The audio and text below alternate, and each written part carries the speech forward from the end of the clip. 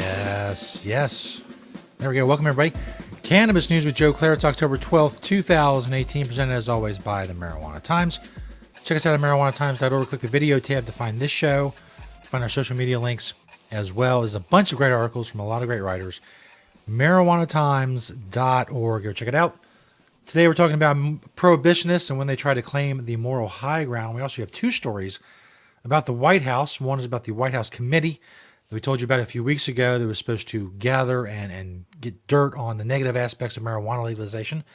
And a GOP lawmaker says, on the flip side of that, that the Trump administration and Trump himself is planning some sort of marijuana law reform next year. We'll talk about all of that coming up. But first, of course, Cannabis News is brought to you by Natureside, nature-side.com, and their organic, all-natural pesticides. Check them out. They're an awesome sponsor. If you're a cannabis cultivator in a state where it's legal, don't use harmful chemicals on your grow. Grow safe and poison-free, and of course, be regulatory compliant in the state that you're growing in. Don't use banned pesticides. Check out Natureside, nature-side.com, a proud sponsor of Cannabis News. They're awesome. Check them out.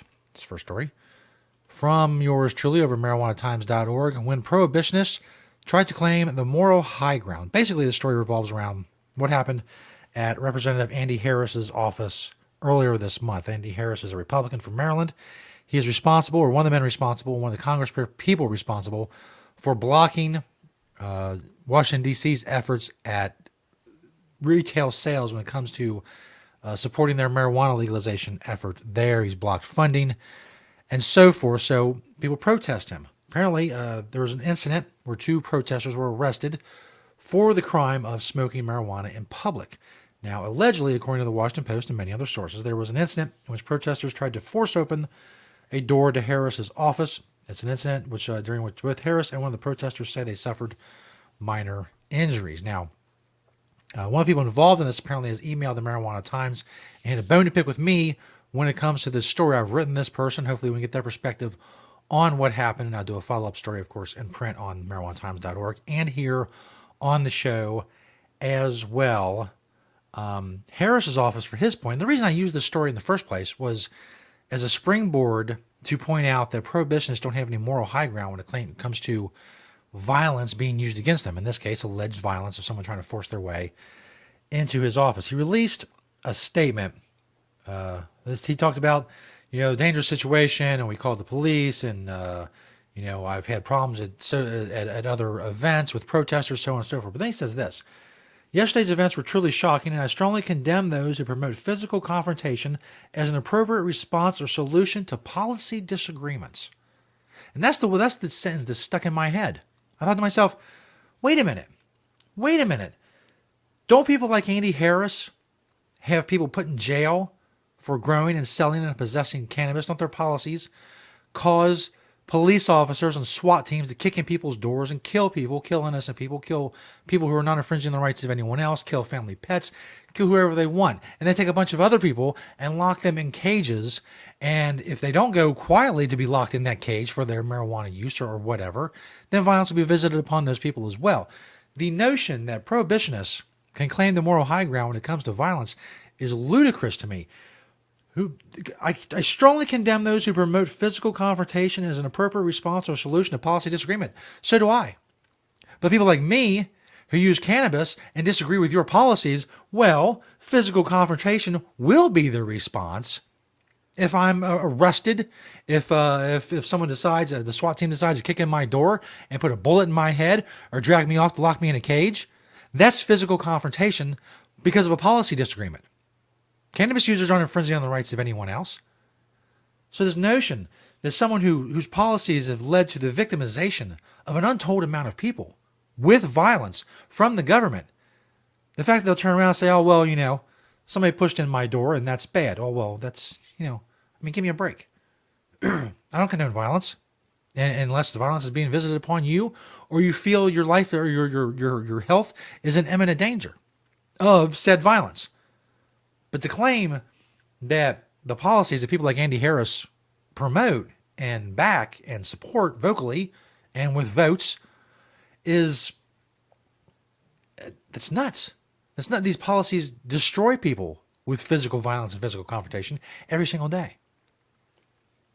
That's the point I was trying to make. And as I say, hopefully we have a follow up with the commenter on the story who emailed the Marijuana Times, and I look forward to bringing that to you as well. Look, I'm not, and as I point out in a follow up article, I already have the paragraph written in my head.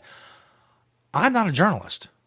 I'm not a fair and balanced, unbiased source of information. I don't never claim to be any of those things. I'm for marijuana legalization. I am against cannabis prohibition. And I'm against anyone who favors cannabis prohibition. And I will fight those people with every platform at my disposal. Again, I've never claimed otherwise. I'm a pundit. I pundit at you. And you either accept it or you don't. Accept my punditry. How dare you? This next story, the first of two about the White House, comes from BuzzFeedNews.com. The White House confirms, yep, it's been running a marijuana committee. Now, I'm not going to comment on the journalistic standards of using the word yep in a title of a story. As I just said, I'm not a journalist. So fine. You want to say yep, Y-U-P in the title of a story? That's fine. You go for it. So we told you, I guess it's been several weeks now, about a BuzzFeed story about the Trump administration have a secretive marijuana committee detailing memos that indicated the committee's agenda to propagate negative attitudes toward pot and portray the drug as a national threat. Basically, they were getting together and coordinating efforts to find only a negative slant on marijuana legalization in an effort to combat what they felt, I guess, was too much good press for cannabis. That's a problem. But now the White House's Office of National Drug Control Policy has acknowledged the committee's existence in a letter to a Democratic senator seeking information in light of BuzzFeed News' report. At the time of that report, several agencies declined to say whether or not the committee even existed. The White House, when asked, only obliquely referred to a deliberative process. But after Senator Michael Bennet of Colorado questioned top officials about trying to skew data for backward political purposes, the UNDCP confirmed to him that the committee is underway, but argued that its work will be unbiased.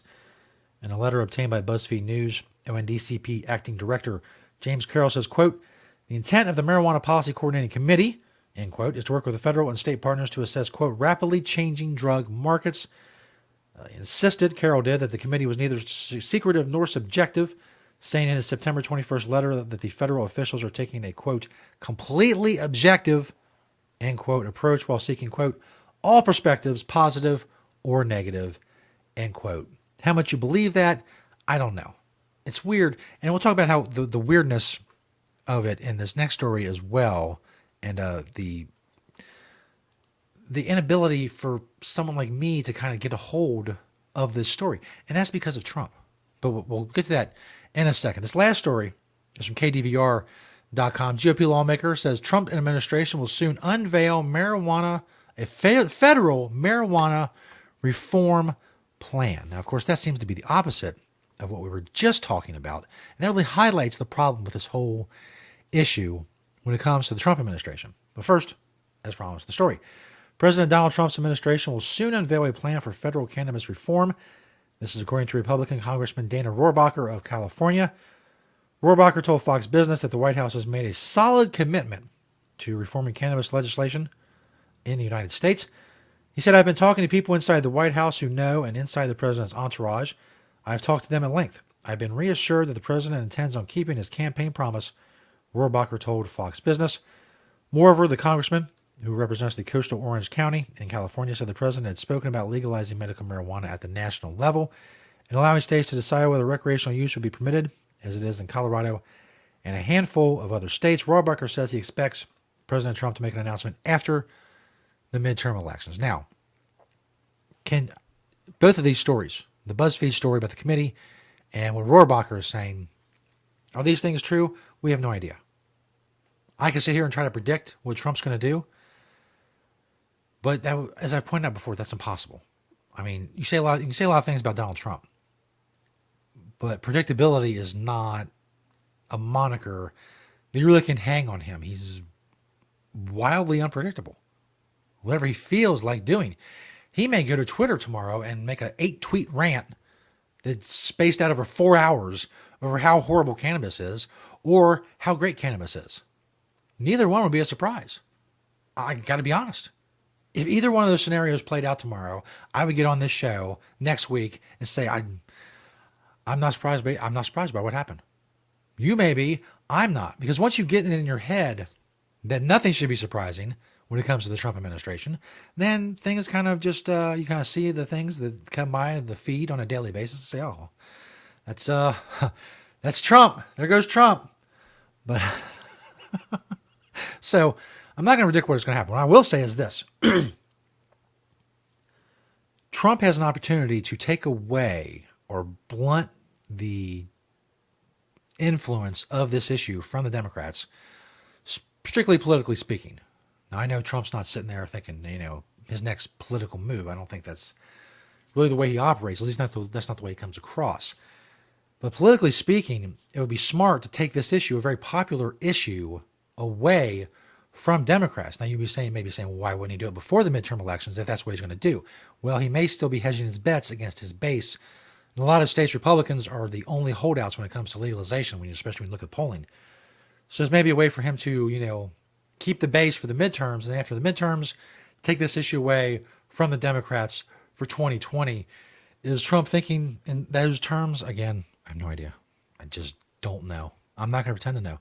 I'm not going to sit here like a guy on MSNBC or CNN or Fox News and just sit here and go, you know what? I think this is what Trump's going to do. He's going to do this, and then he's going to do this, and then he's going to do this. Those people have no idea what they're talking about. Rohrabacher, anybody else that says they know what Trump's going to do, they have no idea what they're talking about. Because they don't. Because Trump doesn't know. If you can get inside Trump's head right now and say, what are you going to do about marijuana legalization? You say, don't know. Don't know. See where the winds take me. See what I feel like tomorrow. Get back at me tomorrow and see if I have some sort of feeling about that. I just don't, and again, if it does happen, great. Yeah. I would greatly welcome any support from President Trump and the Republican Party when it comes to cannabis. Sure. Yes. Yes. The boat's sailing. Get on the boat. Everybody on the boat. Let's go. We'll legalize the cannabis, losers. Get in. But what will happen? I have no idea, and neither do you, and neither do they. Because there's no way to know. But we can be hopeful. And again, there's political advantage to Trump doing this. Whether or not that would influence him in any way, shape, or form, I'm not sure. I just don't know. The theme of this show, I don't know what Trump's going to do. But we'll continue to cover it right here on Cannabis News. That's the end of the week. Another great week.